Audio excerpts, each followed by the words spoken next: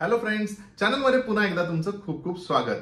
चॅनलला सबस्क्राईब केलं नसेल तर लगेच करून टाका. बेल आयकॉनवर पण क्लिक करा म्हणजे माझे रिव्ह्यूज तुमच्यापर्यंत पोहोचत राहतील.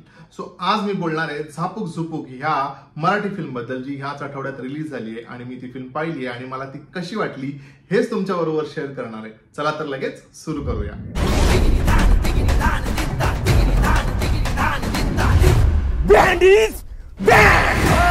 बोलूया या फिल्मच्या कथेबद्दल. सो फिल्मची कथा ही अतिशय सोपी कथा आहे. आपण अशा स्टोरीज पाहिल्यात ऑलरेडी आणि तीच कथा एका अतिशय वेगळ्या पॅकेजिंग मध्ये असं म्हणा किंवा वेगळ्या प्रकारे प्रेझेंट केली गेली आहे. सो काय आहे कथा जाणून घेऊया. सो पंजाबराव हे एका गावात राहणारं अतिशय अतिशय दरारा असणारं असं एक व्यक्तिमत्व आहे. त्यांची मुलगी नारायणी जी मुंबईत जाऊन शिक्षण घेऊन आली आहे आणि पंजाबराव यांच्या गावामध्ये अनेक शाळा आहेत, अनेक उद्योग आहेत, पण त्या मुलीचा इंटरेस्ट स्पेसिफिकली आहे की त्या गावामध्ये येऊन तिला त्या शाळेमध्ये जाऊन शिक्षिकेचं काम करायचंय. शिक्षण हे वाघिणीचं दूध, आपल्याला या पोरांना तेच दूध पासून फिट करायचं. वडिलांची इच्छा आहे की हिने अख्ख्या जेवढ्या शाळा आहेत त्या आपल्या सांभाळाव्यात, बट तिची पर्सनल अशी इच्छा आहे की तिला शिक्षिका म्हणून त्या शाळेत जायचंय आणि जी मुलं सामान्य गावातली जी मुलं आहेत त्यांना शिक्षणाचं महत्व पटवून द्यायचे किंवा त्यांना शिक्षण घेण्यासाठी मोटिवेट करायचे. अशा मोटोने किंवा अशा इंटेंटने ती त्या शाळेत येते आणि तिथेच सूरज चव्हाण तिला भेटतो. सूरज चव्हाण त्या शाळेमध्ये पिऊनचं काम करतोय. वेरीन त्याचे जे फ्रेंड्स आहेत किंवा त्याचे जे मित्रमंडळी आहेत ती त्या शाळेमध्ये शिकतायत, पण हाच तिथे पिऊनचं काम करतोय. तो गॅप किंवा ती दरी दाखवायचा देखील प्रयत्न केला गेला आहे आणि डेफिनेटली नारायणी त्या शाळेत आल्यानंतर ती त्या मुलांना शिकवत असताना कसा सूरज तिच्या प्रेमात पडतो आणि बाकीचे जे दोन कॅरेक्टर्स आहेत जे प्ले केलेत इंद्रनील कामत आणि हेमंत फरांदे, हेही कसं नारायणी जुई भागवतीच्या बरोबर लग्न करण्यासाठी त्यांची चढाओढ असते आणि हे का आहे आणि शेवटी या तिघांपैकी कोण एक्झॅक्टली नारायणी बरोबर लग्न करतं आणि त्यामध्ये किती ट्विस्ट येतात आणि काय म्हणजे अख्खी जर्नी आहे हेच तुम्हाला फिल्म बघितल्यानंतर कळेल. आता बोलूया या फिल्म मधल्या कॅरेक्टर्स बद्दल. सो फिल्म मध्ये आपल्याला दिसतात मिलिंद गवळी, दीपाली पानसरे, हेमंत फरांदे, इंद्रनील कामत, पुष्कराज चिरपुटकर, पायल जाधव, जुई भागवत आणि महाराष्ट्राचा लाडका सूरज चव्हाण.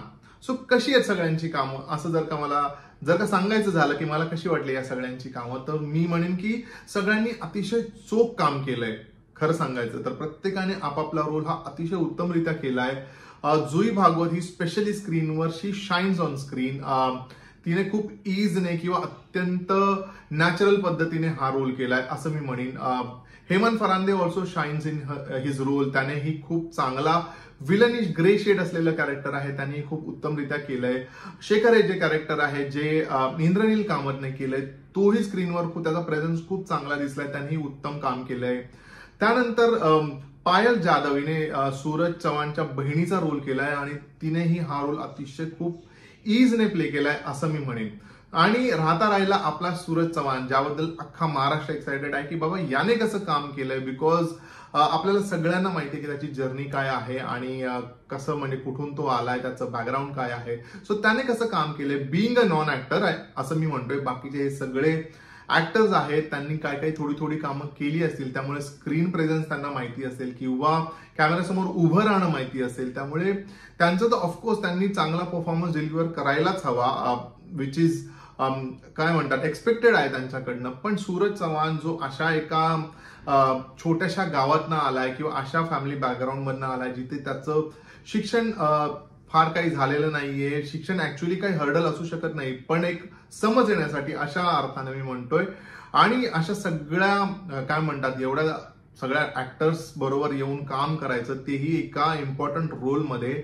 प्लस केदार शिंदे यांचं डिरेक्शन असल्यानंतर he is a known director, त्यामुळे ते त्यांच्या समोरही परफॉर्म करायचं. त्याने कसं काम केलंय खरं सांगायचं ना, जसं मी माझ्या ट्रेलर रिव्ह्यू मध्ये म्हटलं होतं की सगळ्यात बेस्ट गोष्ट काय माहितीये का, की हे जे सूरज चव्हाणचं जे कॅरेक्टर आहे ना, ते जेवढं नॅचरल म्हणजे तो जसा आहे तसं ठेवायचा प्रयत्न केलाय आणि तसंच ठेवलंय असं मी म्हणेन. म्हणजे काही पोर्शन वगळता जो की मला थोडासा अननेसेसरी वाटला.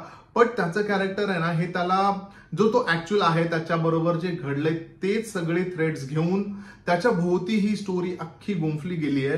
त्यामुळे मला वाटतं त्याला हे थोडं कम्फर्टेबलही झालं असेल. त्याने काही सीन मध्ये चांगलं परफॉर्म केलंय, स्पेशली जे इमोशनल सीन्स आहेत ना तिथे त्याने चांगलं परफॉर्म केलंय. बाकीच्या सीन्स मध्ये काही जागी कॉमेडी सीन्स मध्ये he has done well, but in nutshell सांगायचं झालं ना तर त्याने खूप चांगला प्रयत्न केलाय हा रोल प्ले करण्याचा आणि टू ग्रेट एक्सटेंट त्याने तो चांगला डिलिव्हर देखील केलाय. आणि मला वाटतं याच्यात इक्वल क्रेडिट केदार शिंदे सरांचंही असेल, कारण त्यांनी नॅचरली त्याच्याकडनं तो परफॉर्मन्स काढून घेतलाय असं त्यांनी अनेक इंटरव्ह्यू मध्ये म्हटलंय आणि कुठे तरी ते स्क्रीनवर आपल्याला दिसतं देखील की त्याच्याकडनं तो नॅचरली परफॉर्मन्स काढून घेतला असेल. आता बोलूया या फिल्मच्या लेखनाबद्दल. लेखनाबद्दल जर का मला ओव्हरऑल सांगायचं झालं ना तर मला ह्या फिल्मचं लेखन फार काही ग्रेट असं नाही वाटलं. एव्हरेज आहे, ओके आहे. आपण ही स्टोरी जसं मी म्हटलं की पाहिलेली आहे. सो फक्त हेच आहे की सूरज चव्हाणचा जो फ्लेवर वापरला गेलाय that is the highlight. Otherwise ह्या फिल्मचं लिखाण फार काही खूप जास्त उत्तम नाहीये, एव्हरेज लिखाण आहे.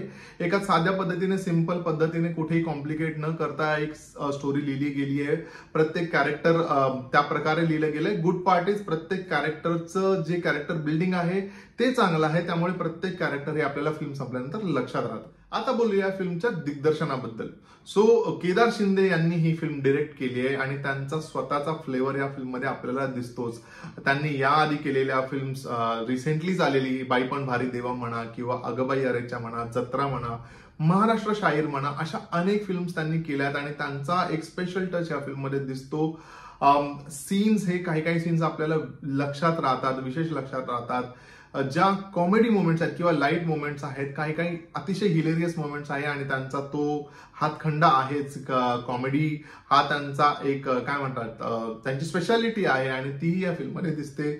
At the same time film आपल्याला थोडंसं इमोशनल करते जेव्हा सेकंड हाफ मध्ये फिल्ममध्ये ट्विस्ट यायला लागतात. त्याच्यानंतर आपल्याला फिल्म थोडी इमोशनलही करते. गुड पार्ट इज जे जसं मी म्हटलं की सूरजची जी जर्नी आहे, जे या फिल्मचं कॅरेक्टर आहे, त्याला काहीही मोल्ड न करता, फार काही मोल्ड न करता त्याचा जो एसेन्स आहे तो तसाच्या तसा वापरण्याचं काम एक उत्कृष्ट दिग्दर्शकच करू शकतो. आणि मला वाटतं केदार शिंदेंनी तेच केलंय. त्याचा जो फ्लेवर आहे तो जसा आहे तसा या फिल्ममध्ये प्रेझेंट करायचा त्यांनी प्रेझेंट केलाय. प्रयत्नही नाही, प्रेझेंटच केलाय असंही म्हणू शकतो आपण. फक्त मला असं वाटलं की त्याच्या जो सुरुवात, म्हणजे ज्या फिल्मची जी सुरुवात होते जिथून, तिथे जे एक सूरजवीर हे जे कॅरेक्टर पुन्हा दाखवलंय ते असायलाच हवं होतं का, असं मला म्हणजे पडलेला प्रश्न आहे. नसतं तरी चाललं असतं. त्यामुळे ते थोडंसं काय म्हणतात ना, थोडंसं स्लो होते फिल्म किंवा आपला थोडा सुरुवातच त्या नोटवर होते फिल्मची, तर आपल्याला असं वाटतं की अरे बापरे पुढे हेच बघायला मिळणार आहे का. पण फॉर्च्युनेटली ते खूप काळ नाहीये, पण मध्ये मध्ये आहे. ते नसतं तरी मला असं वाटत नाही की फिल्मला काही फार फरक पडला असता. सेकंडली फिल्मची प्रोडक्शन व्हॅल्यू ही खूप चांगली आहे. प्रत्येकाचे कॉस्ट्युम्स म्हणा किंवा लोकेशन्स म्हणा.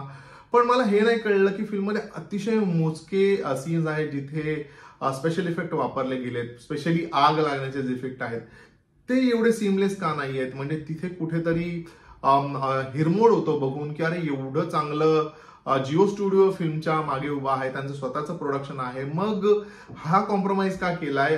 So that was one negative aspect about this film. Third negative aspect जर बोलायचं झालं ना तर फिल्मची लेंथ मला वाटतं कमी असायला हवी होती. 2.5 तास इट्स टू मच. कारण सगळ्यांना म्हणजे तशी प्रेडिक्टेबल स्टोरी आहे की काय होऊ शकतं, टिपिकल अशा स्टोरीजमध्ये काय घडतं. सूरजचा अँगल आल्यानंतर पण समहाव आपण प्रेडिक्ट करू शकतो की काय घडेल. त्यामुळे ना ती समहाव मग ती स्टोरी स्लो होते, हळूहळू पुढे जाते. त्यामुळे मला असं वाटतं की फिल्मची लेंथ डेफिनेटली कमी असायला हवी होती. आता मला या फिल्मच्या बॅकग्राऊंड म्युझिक आणि म्युझिक बद्दल बोलायचंय तर फिल्मचं म्युझिक हे खूप उत्तम झालंय असं मी म्हणेन. फिल्ममध्ये जी 3-4 गाणी आहेत ना, सगळी गाणी चांगली आहेत.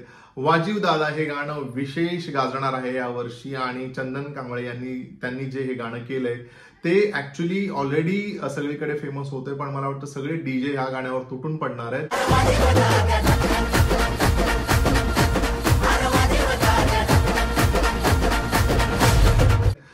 आणखी बोलायचं झालं तर ह्या फिल्मच्या बॅकग्राऊंड म्युझिक बद्दल मला बोलायचं आहे आणि या फिल्मचं बॅकग्राऊंड म्युझिक हे अतिशय उत्तम आहे. या फिल्मचं बॅकग्राऊंड म्युझिक केलंय मंदार कमलापूरकर याने आणि बॉस खूप चांगला, खूप रिच असा साऊंड आपल्याला फिल्ममध्ये थ्रू आउट ऐकायला येतो आणि त्यामुळे फिल्म मधले अनेक सीन्स हे काय म्हणतात ग्लोरीफाय होतात. थोडक्यात जर का सांगायचं झालं ना तर एक अतिशय हंबल बॅकग्राऊंड असलेला मुलगा स्क्रीनवरती एक अतिशय टिपिकल कमर्शियल फिल्म घेऊन आलाय. त्यामुळे सपोर्ट म्हणून आपल्याला बघायला काहीच हरकत नाही.